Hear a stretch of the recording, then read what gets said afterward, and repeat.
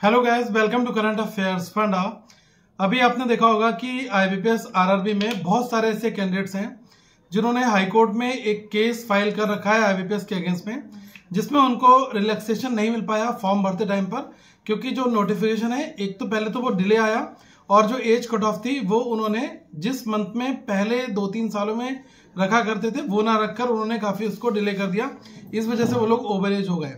तो अभी एक सवाल काफी लोग पूछ रहे हैं कि सर इस केस में क्या रिलैक्सेशन अगर कोर्ट की ओर से मिलता है तो क्या हमें एक डिफरेंट डेट को एग्जाम देने को मिलेगा या फिर क्या हो सकता है।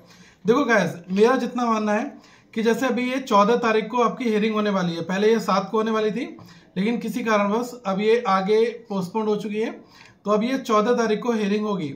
तो अगर इन एनी केस आपको पता होगा कि 22-23 नवंबर में आईबीपीएस आरआरबी के एग्जाम से स्टार्ट हो रहे हैं, तो लोग जिन लोगों ने फॉर्म ऑलरेडी भर दिया है तो उनका एग्जाम तो उस डेट पर हो सकता है।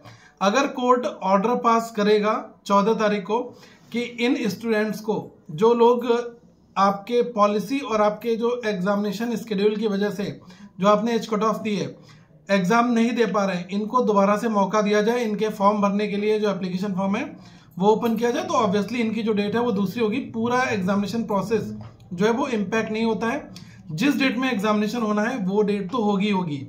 लेकिन अगर कोर्ट चाहेगा और कोर्ट अगर आईबीपीएस को गाइड करता है और उनको डायरेक्शन देगा तो इस सिचुएशन में आपको जो है आगे फर्दर मौका मिल सकता है। और आपने देखा है कि कुछ भी हो सकता है, चेंजेस कई बार इतने डिफिकल्ट हुए हैं। मैं आपको बता दूं, एक बार तो ऐसा हुआ था कि आईबीपीएस ने एग्जाम को पोस्टपोन कर दिया, नोटिफिकेशन वेबसाइट पर जारी कर दिया, सेम डे में इवनिंग में दोबारा से नोटिफिकेशन निकाला कि एग्जाम पोस्टपोन नहीं हुआ है।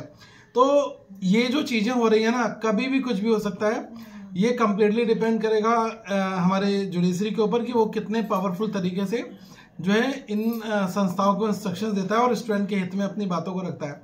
तो मैं कहूँगा कि आप अपनी प्रिपरेशन जारी करते रहेगा, प्रिपरेशन को बिल्कुल भी स्टॉप मत करो, क्योंकि 14 तारीख को अगर कोर्ट का डायरेक्शन आया और मिरेकल होता है तो मुझे लग रहा है कि आपके फेवर में अगर चीज आई तो आपके लिए एक बड़ा रिलैक्सेशन रहेगा और आपको एक सेपरेट डेट में एग्जामिनेशन देने का मौका मिल जाएगा। तो जो लोग बहुत ज्यादा परेशान हो रहे हैं कि यार क्या होगा, तो वो तो 14 को ही पता चल पाएगा। बट हाँ, मेरी पर्सनल ओपिनियन आपके लिए यही रहेगी कि आप अपनी स्टडी करें और बाकी का काम जो कोर्ट पर है वो आप छोड़ दें। जो लॉयर्स हैं वो बहुत मेहनत कर रहे हैं और मुझे लग रहा है कि वो कुछ ना कुछ जरूर आपके लिए अचीव करके देंगे। आप स्टूडेंट्स ने इतना बड़ा फंड कलेक्ट किया और मिलकर इस लड़ाई को आगे पहुंचाया, तो मुझे लग रहा है कि आपको कुछ ना कुछ बेहतर, बोलते हैं ना गॉड रूल्स, वो आपके लिए भी पेंडिंग है और कुछ ना कुछ बेहतर आपके लिए जरूर मिलेगा। कनेक्ट रहेगा करंट अफेयर्स फंडा के साथ में। हम आपको करंट अफेयर्स प्रोवाइड कराते हैं और हमारे एप्लीकेशन को डाउनलोड कर लेना। वहां पर आपको 1 साल 6 महीने और आपके एग्जामिनेशन के जितने भी बैंकिंग अवेयरनेस करंट अफेयर्स बिल्कुल परफेक्ट फॉर्मेट में मिल जाएंगे PDF में। तो आगे हम लोग फिर मिलेंगे। Thank you so much. Have a good day to all of you once again guys.